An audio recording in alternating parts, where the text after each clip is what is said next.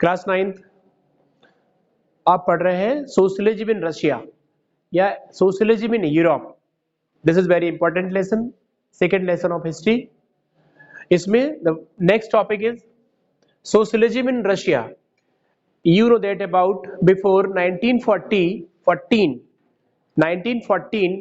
से पहले किसी भी पॉलिटिकल पार्टी का बनना इलीगल हुआ करता था। इसके बाद Russian social democratic workers party बनाई गई 1898 में। आपको बता दें, आपने पढ़ा होगा इकोनॉमी में कि 85% एग्रीकल्चर के साथ दूसरे स्थान पर जर्मन और कौन था एक में फ्रांस, जहां पर 40 और 50% एग्रीकल्चर हुआ करता था। But now in this time become a tertiary sector largely. पूरे संसार में प्राइमरी सेक्टर बड़ा है। आज भी वहां पे इकोनॉमी इंडिया में जो एम्प्लॉयमेंट के आधार पे प्राइमरी सेक्टर बड़ा है। मतलब एम्प्लॉयमेंट का मतलब होगा जहां पे ज्यादा लोग काम करते हैं, ज्यादा लोग काम करते हैं। आउटपुट कौन ज्यादा देता है? Tertiary. It means contribution of GDP by the treasury sector and according to employment और a number of the people are engaged over there। वो कितने, वो कौन से में है? वो है आपके प्राइमरी में। तो आज भी रशिया की तरह, अब हालांकि वहां टेक्नोलॉजी हो गई, तो जब सेंट पीटरबर्ग और मॉस्को में इंडस्ट्रियां लगने लगी तो वहां की इंडस्ट्री डेवलप हुई और वहां के लोग भी, उन्हें रोजगार मिला। ओवरऑल कहने का मतलब है कि देश में मैन्युफैक्चरिंग शुरू हुई, इंडस्ट्रियलाइजेशन शुरू हुआ। When manufacturing and industrialization begin जब हो गया तो पता है वहां के उस देश के लोगों की इकोनॉमी पर कैपिटा बढ़ने लगी। सबको काम मिला होगा, सीधी सी बात है। अगर यहाँ पर उत्तर प्रदेश में भी अगर इंडस्ट्रियलाइजेशन हो जाए तो बेरोजगारी कम हो जाएगी, अनएम्प्लॉयमेंट की जो रेट है वो नीचे आ जाएगी। आज यही कारण है, main reason of unemployment over here कि नो प्रॉपर इंडस्ट्रियलाइजेशन अवेलेबल, ज्यादा अच्छे से इंडस्ट्रियलाइजेशन अवेलेबल नहीं है। और अब जो सोशलिस्ट पार्टी बनाई गई थी सोशलिस्ट के द्वारा, they prepared idea of the Karl Marx. और सबसे ज्यादा यहाँ पर ये सोशलिस्ट के द्वारा बनाई गई, पहले तो सोशलिस्ट और किसके आइडिया पे? Karl marks.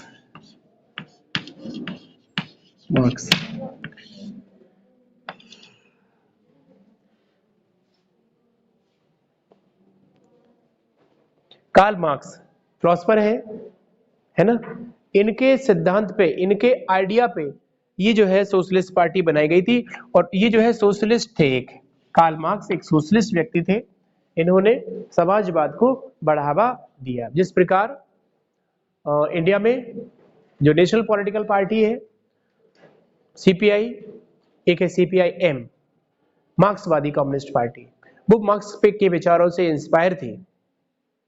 कहीं ना कहीं इनके विचार, इनके जो आइडियाज हैं वो पीपल्स के लिए बहुत वेलफेयर थे, बहुत अच्छे थे, ऐसा कह लीजिए। तभी तो समाजवाद को इन्होंने बढ़ावा दिया।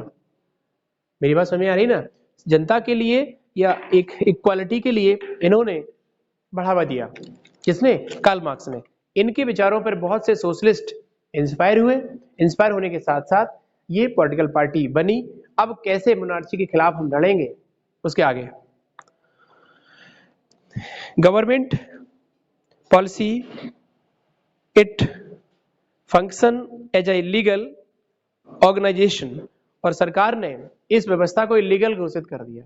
कार्ल मार्क्स के कॉन्सेप्ट पे जो पार्टियां, पॉलिटिकल पार्टियां बनाई जा रही थी, वहां की जो गवर्नमेंट है, कंजर्वेटिव सरकार ने उसे रिजेक्ट कर लिया। मतलब जो उथल पुथल होने लगी थी रशिया में, समाजवाद शुरू होने लगा था, कंजर्वेटिव के आइडिया को डिक्लाइन किया जा रहा था, मतलब उनके विचारों को दबाया जा रहा था। किसके? पुराने रूढ़िवादी विचारों को, न्यू आइडियाज लाए जा रहे थे।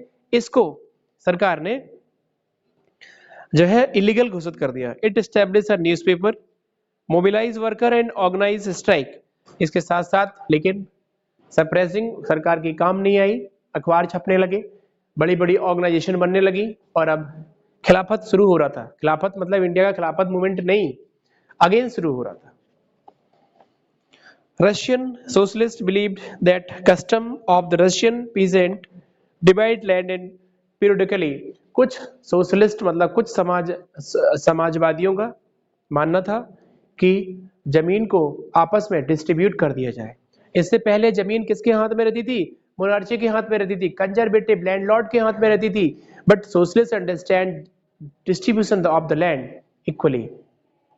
पूरे रशिया के लोगों को जमीन वितरित कर दी जाए, इसके साथ जो लोग एक poorest section of the society के लोग हैं उनकी इकोनॉमी डेवलप हो जाएगी। क्योंकि जो डेवलप कैसे होगी? तभी तो होगी जब लैंड डिस्ट्रीब्यूशन होगा। उनके पास कुछ है नहीं तो क्या करेंगे? कैजुअल लेबर में थोड़ी ना इकोनॉमी बढ़ा लेंगे। कैजुअल लेबर तो पेट भरना मुश्किल हो जाता है। एक दिहाड़ी मजदूर किसी आपके घर में काम करने आता है, 200-400 रुपए उसको दे दी जाते हैं, 2 दिन काम पे नहीं जाता है, काम ही नहीं होता है। कैसे? क्या इकोनॉमी बढ़ा लेगा? क्या इंडस्ट्री बना लेगा? सवाल ही नहीं उठता। हमें तो नहीं लगता भाई।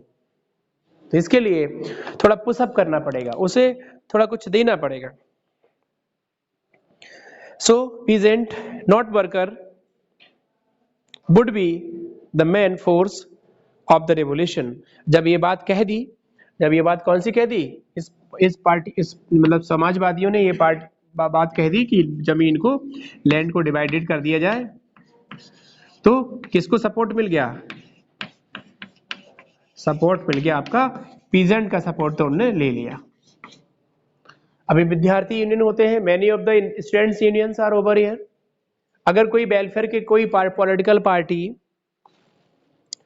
विद्यार्थियों के भले के लिए काम करती है तो वह डिग्री कॉलेज में हो जाता है ये, तो स्टूडेंट्स यूनियन के वोट्स मिल जाते हैं, है ना। इसी तरीके से जमीन डिवाइडेशन का ऐलान करते ही किसानों का सपोर्ट मिल गया, लेबरों का नहीं मिला अभी, क्योंकि लेबर को कुछ दिया ही नहीं था।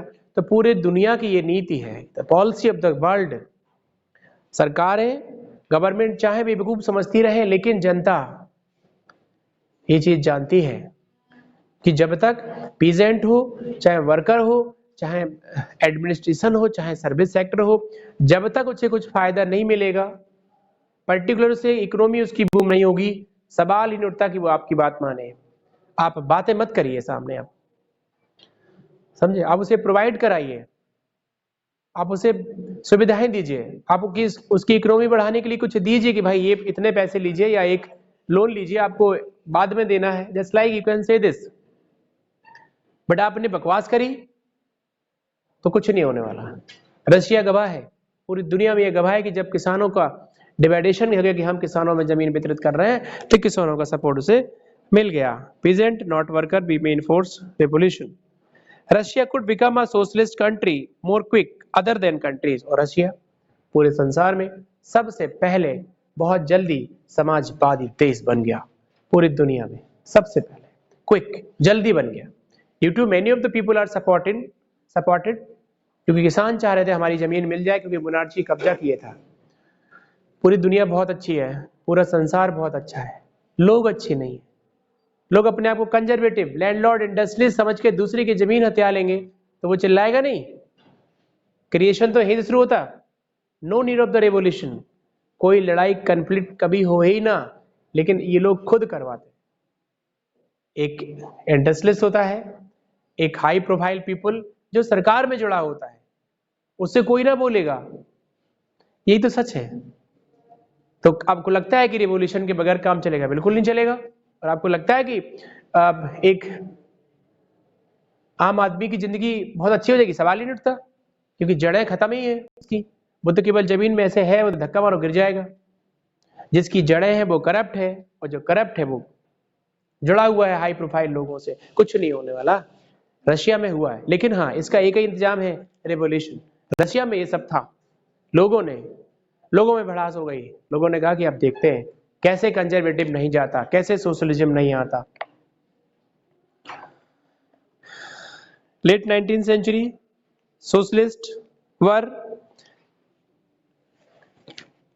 active in the countryside. They formed the Socialist Revolutionary Party in 1900।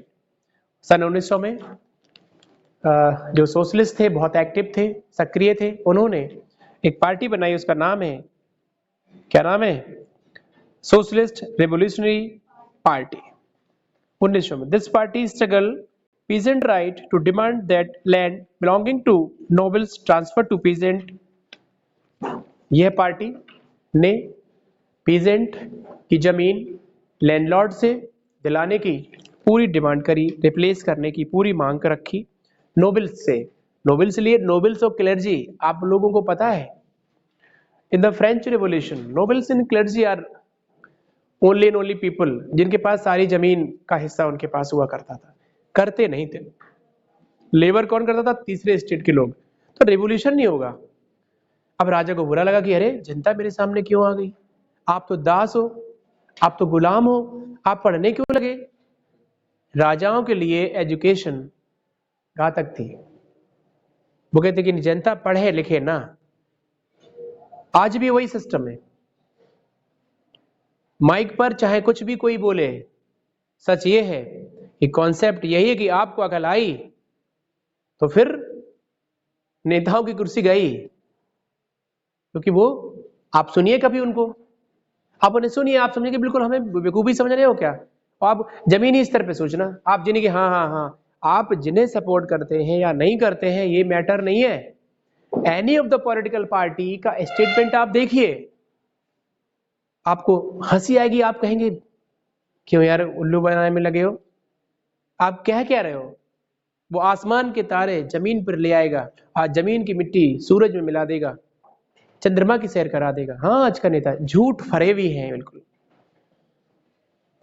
इसीलिए आप देखिएगा, कभी भी देखिएगा, कभी डेवलपमेंट की बात यानी कि हम 10th के बाद, हम 12th के बाद एक ऐसी एजुकेशन पॉलिसी के साथ हमें रोजगार मुहैया कराएंगे। कब कराएंगे? 1.5 महीने के बाद ये प्रक्रिया शुरू होगी। नहीं होती है तो हम पर मुकदमा किया जाए। कम से कम आप आपने 3 साल पहले कुछ बोल दिया, हो ही नहीं रहा, होगा होगा होगा होगा, इलेक्शन है, अभी इलेक्शन निपट गया, अरे अभी सरकार बन रही, रुक जाइए रुक जाइए, फिर आपसे पलट के कोई बात नहीं करेगा। 3-4 साल जब इलेक्शन फिर आएंगे, फिर आ जाएंगे मैदान में। सबसे ज्यादा रिवॉल्यूशन की नौबत देश में, किसी प्रदेश में, किसी जगह पर इसीलिए बेटा आती है क्योंकि हम लोग क्या करते कि उसको फिर बर्दाश्त नहीं कर पाते। जो युवा है, जो यूथ है, अब एशिया में रावी ने रिवॉल्यूशन कर दिया था फ्रांस में, 2 ही लड़के तो थे, उन्होंने कहा नहीं हम मान नहीं सकते किसी की बात, चौराहे पे चिल्लाना शुरू किया। लोगों ने सुना कि it is your right, social contact पढ़ी, ज्ञान तो किताब से आया ना, है ना। अगर राजाओं की चलती तो जो किताब में छप नहीं पाती, नहीं आती आपके हाथ में, ये आपको बताया जाता कि you are totally slave, always slave, आप नहीं पढ़ सकते, आप गुलामी है, गुलाम है, राजा का लड़का ही केवल राजा होगा, इसमें लिखा होता। और हम उसको पढ़ते, हम कहते हाँ ठीक है, हमारा अधिकार ही नहीं है, स्लेव है, क्योंकि प्रिंस नहीं है ना, विक्टोरिया नहीं है, या कोई बड़े राजघराने से नहीं है, नहीं है तो कोई बात नहीं, 4 हैं देश में, उन्हीं का शासन रहेगा। ब्रिटिश हुकूमत भी तो हो गई, फिर बचा क्या? इसीलिए रशिया में रेवोल्यूशन की शुरुआत करी गई सोशलिस्ट कार्ल मार्क्स के कॉन्सेप्ट पे। दूसरी बात, democratic deferred with socialist party revolutionary regarding peasant, Lenin felt peasant were not one united group। Lenin ने सोचा, एक व्लादिमीर लेनिन भी थे इनके साथ, लेनिन का मानना था कि अकेले किसान इस रेवोल्यूशन को बहुत आगे ले जाएंगे, ये सफिशिएंट नहीं है, ये पर्याप्त नहीं है। इसके लिए some were poor and other rich, some work and labor, while other were capitalist who employed works. Given the differentiation within them, they could not all the part of social movement। कुछ किसानों में कुछ लोग workers थे, मतलब मजदूर थे, तो वे अपना काम करेंगे, घर के लिए रोटी लाएंगे कि तुम्हारे रिवॉल्यूशन में जाएंगे, ये भी होता है। क्योंकि जब भी रिवॉल्यूशन हालांकि सबके लिए था, लेकिन उन्होंने कह दिया कि ओनली फॉर द पीजेंट, हम डिवाइड करेंगे जमीन को, तो पीजेंट तो बढ़ चढ़कर आ गए, लेकिन पीजेंट का पूरा ग्रुप राष्ट्रवादी आंदोलनों में नहीं आया। उसका कारण था some peasant are worker over there, कुछ जो पीजेंट थे वो मजदूर भी थे, उन्हें मजदूरी करनी थी। Party was divided the strategy of the organisation, और इस तरीके से कौन सी पार्टी, ये जो 1900 में बनी थी सोशलिस्ट रिवोल्यूशनरी पॉलिटिकल पार्टी 1900 में बनी थी, उसके 2 टुकड़े हो गए। इंडिया में वैसा हुआ है, इंडिया में कांग्रेस भी बटी, इंडिया में आपकी सीपीआई बटी। तो ये पॉलिटिकल पार्टियां इसलिए बढ़ती हैं क्योंकि जब कॉन्सेप्ट अलग अलग हो जाते हैं, आपने देखा होगा बड़े बड़े ट्रेड में कोई भी इंडस्ट्रियलिस्ट अपने व्यापार में एक पार्टनर रखता है, अगर विचार नहीं मिलते तो उसे किनारे कर देता है, क्योंकि विचार दोनों के मिलने चाहिए, एब्सोल्युटली आपके आइडियाज मिलने चाहिए। तो ये पार्टी अलग हो गई स्ट्रेटजी के हिसाब से। Vladimir Lenin who lead the Bolshevik group believed that repressive society like Tsar Russia, a party should be disciplined and should control number of the quality of the member। देखिए Lenin जो थे उन्होंने क्या सोचा, वो एक था कार्ल मार्क्स, एक था व्लादिमीर लेनिन। तो व्लादिमीर लेनिन टीजारिस्ट पार्टी को सपोर्ट करता था, टीजारियन, क्योंकि उस वक्त टीजार निकोलस सेकेंड का राज था। टीजार निकोलस के सपोर्टर थे ये, वो काय को चाहेंगे, उनने तो तोड़ दिया लोगों को कि भैया रिवोल्यूशन ना करो, हम तो हैं, तुम्हें हम इनसे ज्यादा अधिकार दिला देंगे। तो उस पार्टी के 2 भाग, और व्लादिमीर लेनिन टीजारियन पार्टी को सपोर्ट कर रहे थे। इसके बाद इनका जो है कंट्रोल ज्यादा से ज्यादा लोगों पर भी था। The opinion of the other Menshevik that party should be open to all in Germany. तो 2 हो गई, एक हो गई बोल्शेविक, एक हो गई मेंशेविक। बोल्शेविक ध्यान से रखिए, क्वेश्चन आ जाता है अभी, हालांकि इसमें नहीं आएगा। बोल्शेविक जो केवल टीजारियन को सपोर्ट करेगी, और मेंशेविक जो सबके लिए होगी। जहां सबकी बात है वहां पे समाजवाद होगा, जहां सबको अधिकार है वहां पे सोशलिज्म होगा। मेरी बात समझ में आ रही है ना? तो ये चीज ध्यान से रखिए कि 2 पार्टियां हो गई थी 1900 में, जो पार्टी बनी थी उसके 2 भाग हो गए थे, बोल्शेविक और मेंशेविक।